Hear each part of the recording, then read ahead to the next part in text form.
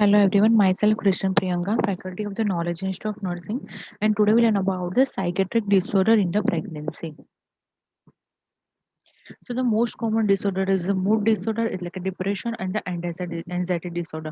So mostly જોવા જઈએ તો વધારે પડતું આપણે mood disorder જોવા મળે depression like and the anxiety disorder આપણને જોવા મળે.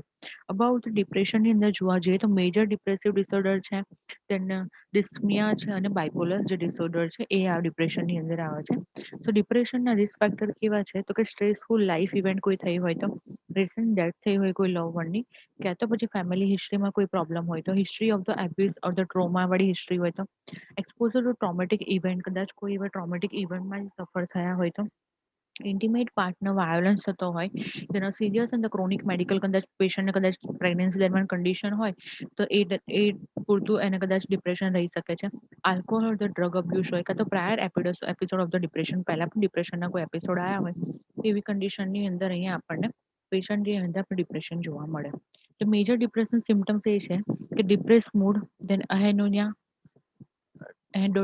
then any three of the following. So sleep disorder હોય કાં તો પછી interest deficiency or the lack of feeling pleasure, કશું કરવાનું મન નહીં થાય, guilt feel થશે, energy deficient હોય, then concentration ના હોય, appetite disorder હોય, psychomotor retardation હોય, સુસાઇડલ અને થોટ આવતા હોય તો આ બધા વધારે પડતા મેજર ડિપ્રેશનના સિમ્ટમ્સ છે. ડિસ્થમિયા એટલે કે અમેરિકન સાયકેટ્રિક એસોસિએશન થ્રુ કહેવામાં આવેલું છે કે depression mood for most of the 2 days or the 2 years સુધી આપણને જો જોવા મળે the presence of the two or more of the symptoms listed under the major depression. તો આગળ આપણે જે મેજર ડિપ્રેશનના સિમ્ટમ્સ જોયા એની અંદરથી આપણને કોઈ પણ સિમ્ટમ્સ જોવા મળે નેવર એની મેનિયા અને હાઇપોમેનિયા. તો મેનિયા અને હાઇપોમેનિયા નહીં જોવા મળે પણ અહીંયા આપણને ડિપ્રેશન વધારે જોવા મળે તો એવી કન્ડિશન આપણે ડિસ્મિયા કહેવામાં આવે છે. બાયપોલર ડિસઓર્ડરની અંદર જોવા જઈએ તો મેજર ડિપ્રેશન પણ હશે. તો વધારે પડતા આપણે જે સિમ્ટમ્સ જોયા સો મેનિયા મીન્સ કે સ્ટ્રોંગ ડિઝાયર હોય કાં તો પછી હાઇપોમેનિયા એટલે કશું ડિઝાયર કંઈ એક્ટિવિટી કરવાનું મન જ નહીં થાય. તો અહીંયા આમાં બધા બાયપોલર ડિસઓર્ડરની અંદર આપણને ડિપ્રેશન મેનિયા અને હાઇપોમેનિયાની હિસ્ટ્રી જોવા મળે છે. The symptoms of the mania so inflated self-esteem, decrease the need of the sleep, then talkative હશે, fight of the ideas and the high energy or irritability હશે એની અંદર. જો હાઇપોમેનિયા હશે તો લાસ્ટ મિનિમમ 4 days સુધી આપણને જોવા મળશે. પ્રિફર ડ્યુરેશન હશે, લેસ સિવિયર સિમ્ટમ્સ આપણને ઓછા સિમ્ટમ્સ જોવા મળશે. Change in the functioning not severe to cause mark impair in social or the occupational functional and no psychosis. તો એવું બધું નહીં હોય બટ નોર્મલ આપણને પેશન્ટ કોઈ એક્ટિવિટી નહીં કરતું એવું જોવા મળશે. Screening for the depression so patient health questionnaire કરવામાં આવશે.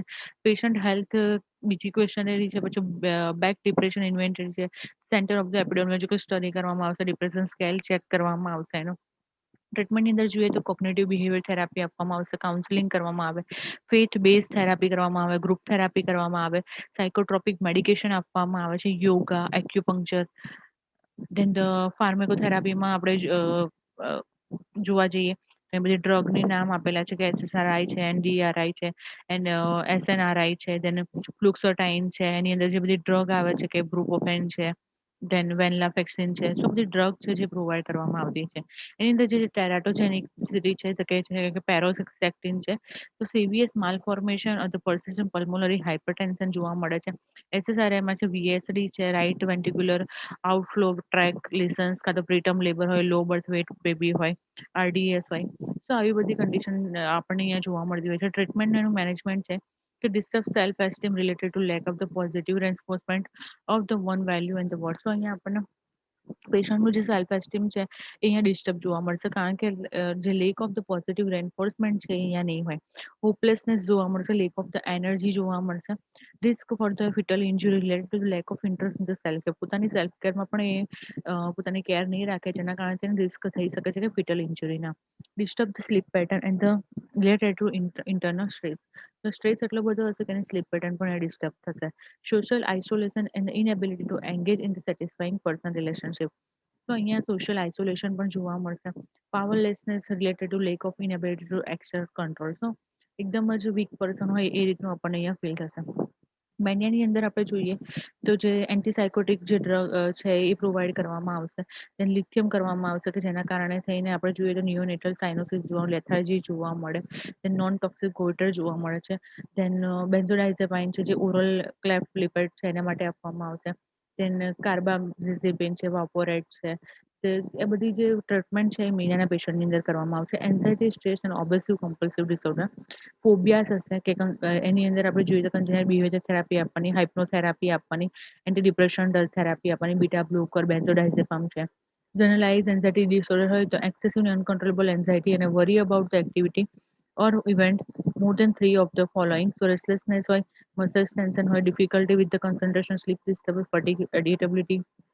તો ટ્રીટમેન્ટ છે કે એન્ટી ડિપ્રેશન થેરાપી આપવામાં આવે. પેનિક એટેક છે કે unexpected or the trigger period of the anxiety or the fear. Symptoms છે કે sweating, then trembling or the shaking, nausea, abdominal pain, chest discomfort, pain, dizziness, light headache, then the unsteadiness, faint, fear of the losing control, dying, then parasympathise. એની માટે પણ અહીંયા જો cognitive base medication હોય, બીજી anti બધી જે drug છે અહીંયા પ્રોવાઈડ કરવામાં આવતી હશે. સ્ક્રીનિંગ કરવામાં આવે છે. અકોર્ડિંગ ટુ સ્ક્રીનિંગ અહીંયા જીએડી જે સ્ક્રીનિંગ ટૂલ છે એ ચેક કરવામાં આવે છે અને ટેસ્ટ કરવામાં આવે છે કે કેટલો છે, માઇલ્ડ છે, મોડરેટ છે કે સિવિયર. એન્ઝાઇટી ડિસઓર્ડર હોય એને ચેક કરવા માટેનું એક ટૂલ આવે છે. જે ટૂલનો ટોટલ સ્કોર અહીંયા મિનિમમ આપણને 7 બતાવે છે, બટ જો 5 કરતાં ઓછું હશે તો આપણે માઇલ્ડ કહીશું, 5 to 10 ની વચ્ચે હશે તો મોડરેટ કહીશું, બટ 10 to 15 થી વધારે આપણને જોવા મળે તો અહીંયા આપણે એને સિવિયર એન્ઝાઇટી ડિસઓર્ડર કહીશું.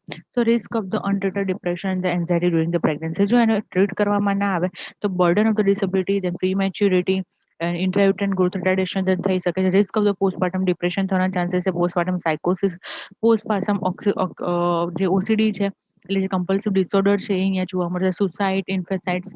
તો આ બધા વધારે પડતા અહીંયા આપણને સિમ્ટમ્સ જોવા મળશે જો આપણે એને ટ્રીટ ના કરીએ તો. સબસ્ટન્સ ડિપેન્ડન્સ, તો અહીંયા કોકાઇન હોય તો ઇફેક્ટ ઓફ સીએનએસ થશે, સડન વાસો કન્સ્ટ્રક્શન થઈ જશે અને એના કારણે એનું બીપી હશે, હાર્ટ રેટ હશે, સેચ્યુરેશન છે એ બધું અહીંયા ઇન્ક્રીઝ થઈ જશે.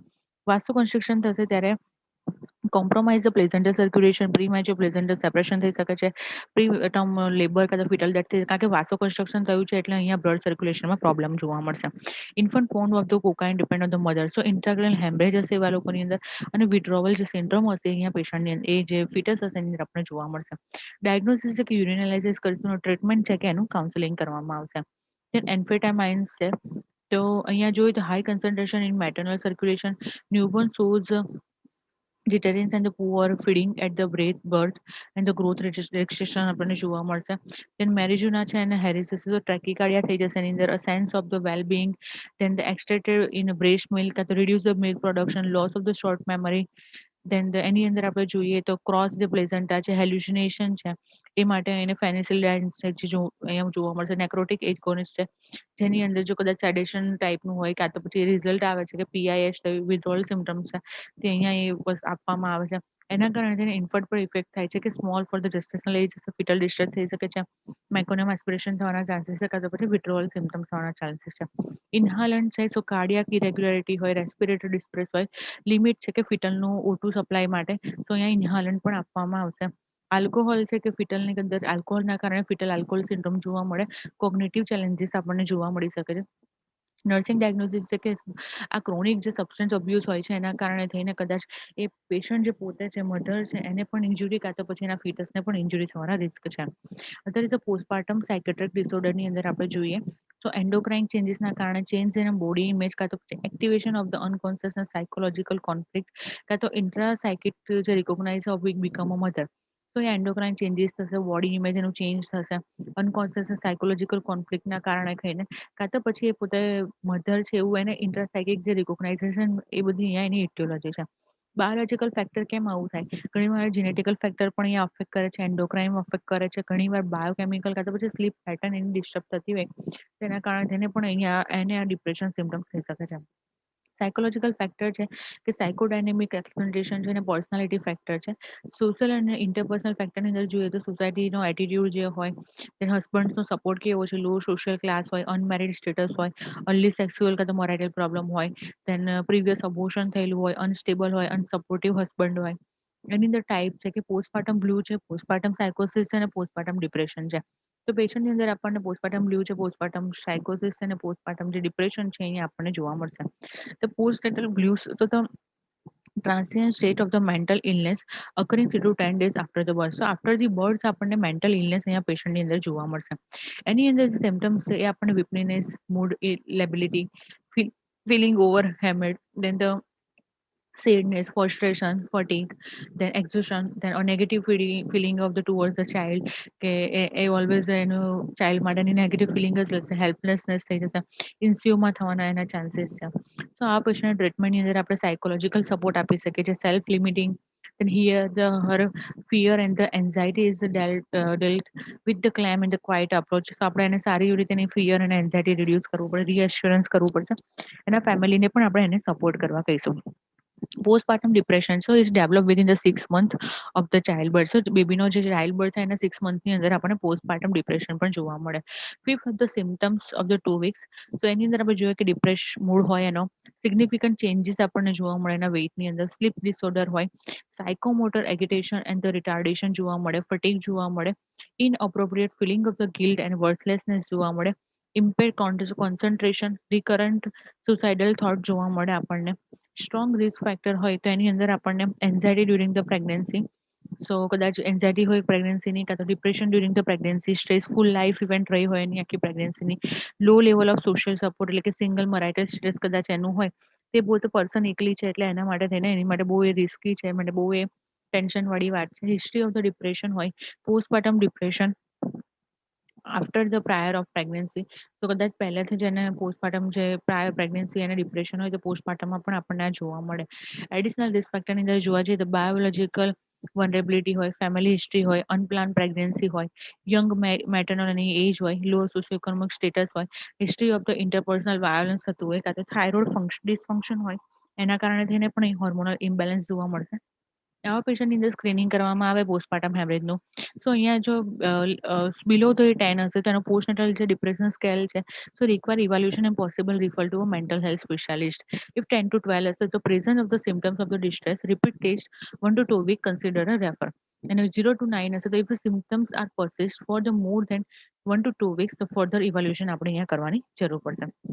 અબાઉટ ધ ટ્રીટમેન્ટમાં આપણે જોવા જઈએ તો અહીંયા પેશન્ટને જે છે એ સાયકોથેરાપી અત્યારે જે ફાર્માકોથેરાપી છે અને જે સિરોટાઇન જે થેરાપી છે એની જે ફર્સ્ટ લાઈન જે ડ્રગ છે જેની અંદર છે કે ફ્લુરોક્સિન છે, જે સાયટોપ્લારમ છે, are the safe of the breast feed infant. તો જે બ્રેસ્ટ ફીડ ઇન્ફન્ટ છે એની માટે પણ આ બ્રેસ્ટ સેફ છે, એના માટે થઈને અહીંયા જે ફર્સ્ટ લાઈન ડ્રગ છે એ થેરાપી આપવામાં આવતી હોય છે.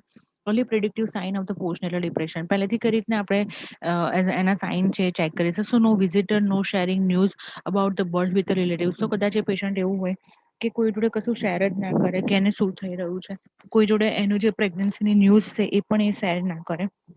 દેન અનસપોર્ટિવ ફેમિલી હોય, તો એનું જે ફેમિલી હશે એ અનસપોર્ટિવ હશે. સો ફેમિલીની અંદર આપણને કશું એના ફેમિલીને કોઈ સપોર્ટ કરતો હશે કાં તો એના ફેમિલી મેમ્બર્સ એને કોઈ સપોર્ટ કરતા હશે એવું આપણને અહીંયા ફીલ જ નહીં થાય.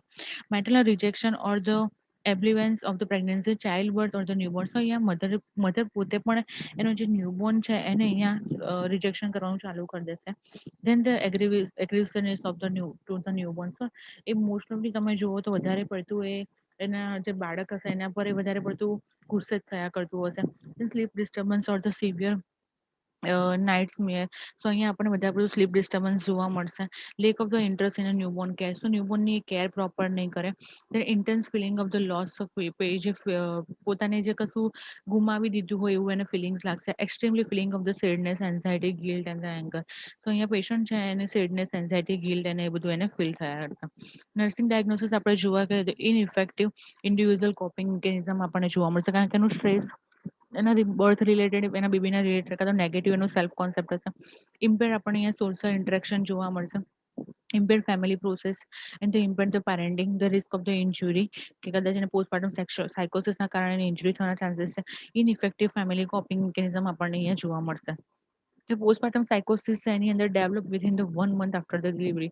1 monthની અંદર જો કદાચ થાય તો આપણે એને પોસ્ટપાર્ટમ સાયકોસિસ કહેવામાં આવશે. રિસ્ક ફેક્ટર છે કે પ્રાઇમરી પારાની અંદર વધારે આવું જોવા મળે અને woman with the underlining psychiatric disorder. Symptoms છે કે ઓડિટરી હેલ્યુસિનેશન એને થશે, કશું ને કશું એને સંભળાયા કરશે, કંઈ હોય નહીં તો પણ એને દેખાય, હેલ્યુસિનેશન થશે, ડિસઓરિએન્ટેડ હશે, એને શું થાય છે એ જ નહીં ખબર હોય, strong feeling of the anger towards the self and the baby, પોતાની પર ગુસ્સો કર્યા છે, એના બેબી પર ગુસ્સો કર્યા કરશે, then paranoid strong obsessive reaction હશે, in unipolar and the bipolar આપણને અહીંયા ડિસઓર્ડર જોવા મળશે. ટ્રીટમેન્ટ છે કે લિથિયમ છે, ECT કરવામાં આવશે, સપોર્ટ એન્ડ ગાઈડન્સ પ્રોવાઈડ કરવામાં આવશે, reintroduce mother and the baby as soon as possible, hospitalisation કરવામાં આવે અને સપોર્ટિવ જે સાયકોથેરાપી છે પેશન્ટને અહીંયા આપવામાં આવશે. જે પોસ્ટપાર્ટમ હવે આપણને PTSD છે એની અંદર આપણે જોઈએ તો આપણને જે ચાઇલ્ડહુડ ટ્રોમા છે એની અંદર આપણને અહીંયા રિસ્ક થવાના ચાન્સ ટ્રોમેટિક સ્ટ્રેસ ડિસઓર્ડર છે એટલે કે પોસ્ટપાર્ટમ PTS એટલે કે પોસ્ટ જે ટ્રોમેટિક સ્ટ્રેસ ડિસઓર્ડર છે આપણને અહીંયા જોવા મળશે. એની અંદર આપણે જોઈએ તો કે ચાઇલ્ડહુડ ટ્રોમા થવાના ચાન્સીસ છે, સેક્સ્યુઅલ અબ્યુઝ થવાના ચાન્સીસ છે, રિસ્ક ફેક્ટર છે કે એના કે ડિપ્રેશનના કારણે થઈને PTSD એ જો એને પહેલે પ્રેગ્નન્સીમાં પ્રિસીડિંગ થયેલું હોય તો depression, anxiety, fear of the child birth, lack of the support from the care providers, એના પાર્ટનર્સ હોય, એના ફેમિલી મેમ્બર્સ એને સપોર્ટ બરાબર ના મળતો હોય તો ટ્રીટમેન્ટ છે કે ડિબ્રીફિંગ એન્ડ કાઉન્સેલિંગ અહીંયા કરવામાં આવે, પેશન્ટને સમજાવવામાં આવશે, એની જોડે એના જે પ્રોબ્લેમ્સ હશે એની સોલ્યુશન લાવવામાં આવશે, કોગ્નિટિવ બિહેવિયર થેરાપી આપવામાં આવશે, આઈ મૂવમેન્ટ ડિસેન્ટ્રલાઇઝેશન એન્ડ રિપ્રોસેસિંગ કરવામાં આવશે, એટલે જે હાઇપ્નોસિસ ટાઈપની ટેકનિક છે અહીંયા યુઝ કરવામાં આવશે. So it's all about the psychiatric disorder છે જેની અંદર મેઇન ડિસઓર્ડર આપણે જોયા કે ડિપ્રેશન વધારે પડતું જોવા મળે છે, ડિપ્રેશનના કારણે ઘણીવાર થઈને બીજી બધી જે કન્ડિશન છે, સાયકિક કન્ડિશન છે અહીંયા મધરની અંદર જોવા મળે છે.